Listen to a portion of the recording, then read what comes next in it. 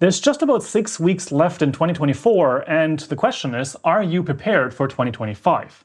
Now, I love myself the goal-setting season right around the holidays just as much as almost anyone else. But more and more I ask myself, is it not maybe a better idea to actually get a head start? Do the planning season right now and already start working and implementing instead of waiting for what's to come. This way, you can start head first right into 2025 with a plan. In this video, I will show you 7 very important aspects of business building, community building, as well as content creation and more, how I believe the trends of 2024 will continue into 2025 and what will become more important than ever to really get your business off the ground, build something for yourself, and I will document most of those things here on this channel throughout the coming months because it is the exact same things that I am implementing at the Niam Academy as well as in other companies that I'm working with. Now, without beating around the bush for too long, the first point is to find your why. And of course, we all probably know the book Start With Why by Simon Sinek. I read it years ago, and even though I had that book as a helping hand, I still struggled to find my why, or rather to cement it into my personal beliefs and especially into my actions. And that was because, at least for me, I was lacking the combination of my personal why and what I would like to be doing with the request of the market. So what can you provide the market, and how can you actually take action forward so that you can provide that to the market? And the combination of those two things, your personal why and the request from the market, that is a golden nugget that will transform how you can do business in 2025, because you can finally stop wandering around aimlessly and start heading into one direction. A personal example for this for me is I always wanted to run a YouTube channel and run businesses, but also be creative. So I was always in this limbo of how can I do this in the business world, and I never really jumped ship into the actual direction. Now that has changed. I am here for you to help with these types of things, and I'm actually working with multiple companies behind the scenes, one of them of course being Niam Academy, where I can bring these skills that I've acquired over the years, which are part of my passion, part of my journey, to actually make a change in those businesses by being a consultant, marketing advisor, and so much more. So find your why and iterate on it, but also don't forget the request from the market so that you can combine those two things to be even more potent. Which leads me directly into my second point, which is building a personal brand. And this, of course, is more important than ever. And it's not just for the executives, it's for the developer, it's for the marketing specialist, it's for pretty much anyone, anywhere. Because if you have a personal brand, a personal reputation, a personal profile that you continuously grow in the business world, you actually make so many things so much easier. Do you need a new job? It is much easier to find a new job if you have a powerful public profile in some kind of way. This doesn't mean that you have to publish 600 articles per year on your blog or your LinkedIn profile for that matter. But it can mean that it makes sense to nurture these types of profiles and grow an audience, so to speak, over a long period of time. You don't need to build for size. It doesn't matter if you have 3,000 followers or 3 million followers. If it's the right kind of follower, less is often more. This, of course, is especially interesting if you are running your own company or you are in the leadership team of a brand, because if you have a powerful personal brand, you might actually be able to leverage that to use it in the realm of hiring and attracting certain personnel and team members into your company that want to work with you because of the personal brand that you bring out into the world.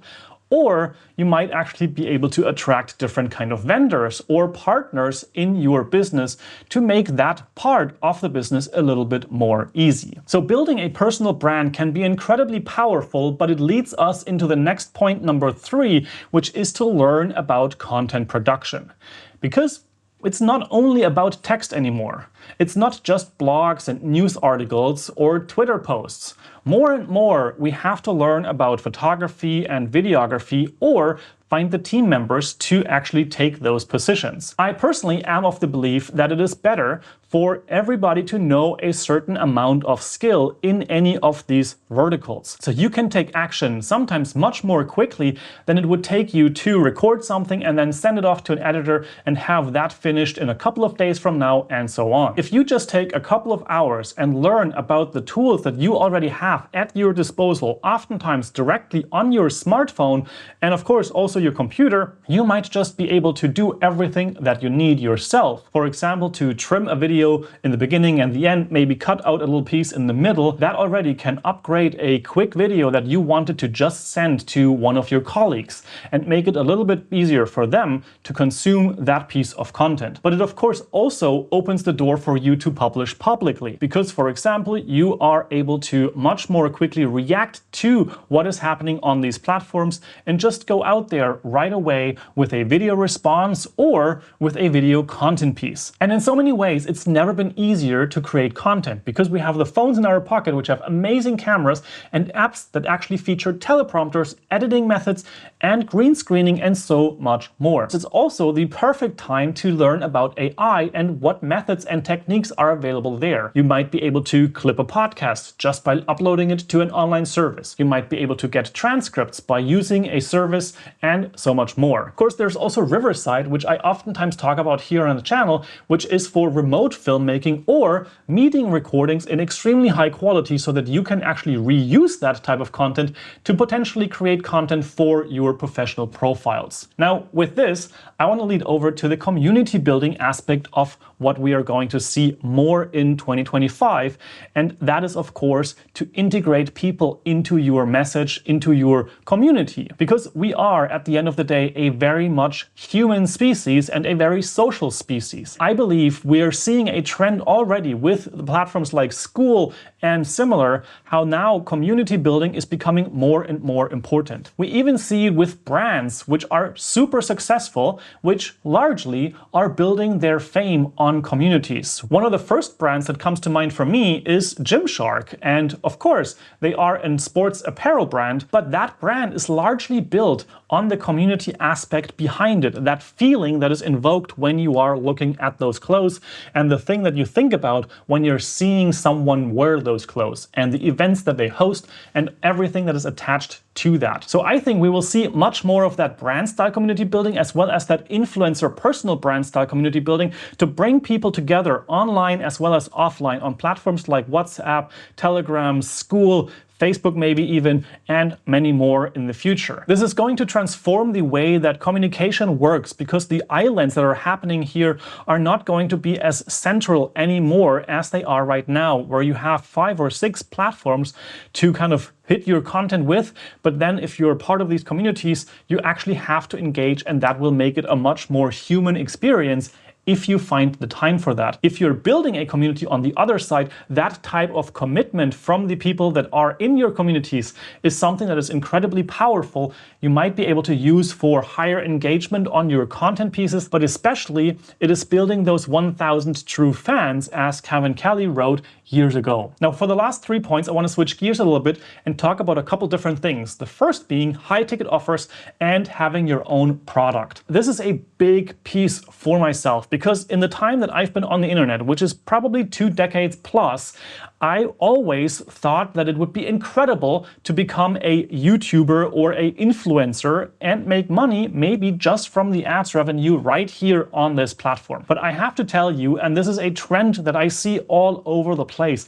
more and more people are saying that this is actually not the way. Yes, sure, having a paycheck come from YouTube directly just because someone watched your video is a powerful feeling, but it is not the most doable, especially in the beginning.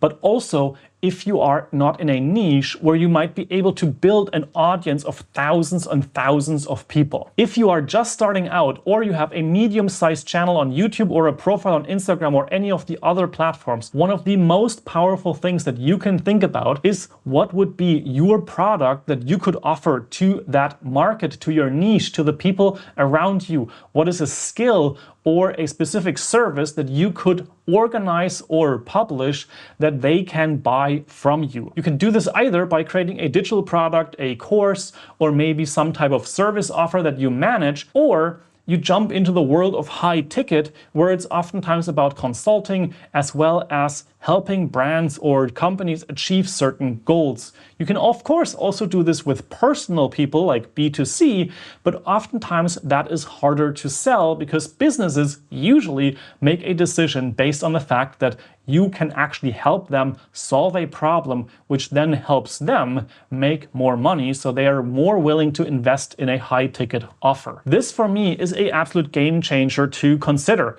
because as I've mentioned, I wanted to be a YouTuber for a very long time, and the ad revenue is an absolute game changer when it comes in. But it is fluctuating and oftentimes not the level that you might want your income to be at, especially as I've mentioned, if you're not making millions of views. I, for myself, have never exceeded 2,000 euros paid out by YouTube in any given month. And I've been on the platform for many years and I've gathered over 4 million views here on the channel. So this is actually not all that sustainable if you are not willing to just go in with a mindset of making banger after banger that has millions of views. So I want to reiterate this. One of the most important things that you can do until 2025 is figure out what is my high ticket offer that is in the 1,000 plus range, as well as what are some of the products that I could sell, like for example Notion templates, an ebook, or maybe a mini course. And that way you can set out into 2025 whether you have a small following or a big following with actual income earning potential. And with that, I actually want to step back a little bit and talk about a point that is counterintuitive to what energy I might have just presented you with. And that is to actually slow down and become a little bit more mindful. Ask yourself, what kind of actions are you taking every day? Are they beneficial for you right now? Are you spending way too much on social media? Or are you completely zen and focused on your work? I have been on this journey for the last couple of months. I've tried many things in stepping away from social media, consuming less and less content, trying to really become mindful of what I am consuming, which books I'm reading, or am I actually reading books, or am I just consuming TikTok videos, which I forget in 2 minutes, or am I working on something that is actually moving me forward? This mindfulness, this awareness of where do I want to go, coming back to the why from our first point, that is something that is incredibly powerful to consider and to be honest with yourself. Because I know this from myself. I so many times thought that I am consuming YouTube, which actually makes a lot of sense. I'm not watching cat videos, I am watching tutorials, I am learning something, I am looking into a specific skill or a new marketing technique. But then I didn't take action. And so if you find that in yourself, that is amazing to notice about yourself, because only then you can actually take action and change something. And maybe that starts by you having to sit down and not touch your phone for 24 hours or something similar like that. I will look further into this topic and I will also cover it in the coming months, because I think that this clarity of thought is something incredibly powerful. And now the last point, and I don't think you saw this coming, it's about passwords and security. Personal brand building, community building, business building, all of those things are incredibly powerful, but all of them are happening in the digital realm. And most of us don't really understand all that goes into security and hacking and passwords. I way too often have the situation that I sit down with a client and I say, hey, we need to get into your website or into your Instagram account. And they're like, sure, let me open a Word document. Recently, I actually had someone put the cherry on top of this by actually going into a Google Sheet on a live Zoom call to look up her password for the Instagram account. This is not what you should be doing. You absolutely should use some form of password manager for your accounts. Your accounts are way too valuable to not be secured properly. If you are a Mac and iOS user, you have the Passwords app built into your smartphone now, which can hold all of your passwords and also can function as a two-factor authentication and as the passkey application for your accounts. This, of course, can also be done by a third party. I personally use and recommend 1Password because it is a super powerful password and secure secure notes management application that is synchronized across devices, and you can even use it in your company for a relatively cheap amount for the first 10 or 20 members. This is an absolute no-brainer. You have to secure your online accounts with two-factor authentication, ideally with passkey authentication, and store all of that in a password manager so that no one can get your passwords. And please make the password to your password manager something that is actually not guessable and, of course, brute forceable. I will talk about this topic more as well because I think it is just completely outrageous how some people manage their passwords and their accounts, and then you wonder why you lost access to a 70,000 follower account on Instagram, LinkedIn, Twitter, or YouTube. This should not happen, and it can be prevented for the most part by better security and password management. So get prepared for 2025 and get this in place. Make sure that you do some cleanup and securing of your accounts. With all that, I know you're better prepared for the next year than you were a couple of minutes ago, and I wish you the absolute best. Now, if you have any specific questions or want support on anything that I talked about in this video, from password security to slowing down, finding your niche, of course, as well as branding and building your content portfolio or up-leveling your content, then please use the form in the description below and reach out to me. I have a couple of slots open for consultancy as well as a couple of slots for new clients in my agency. And with all that said, unlock your potential, crush your goals. I'll see you in the next one.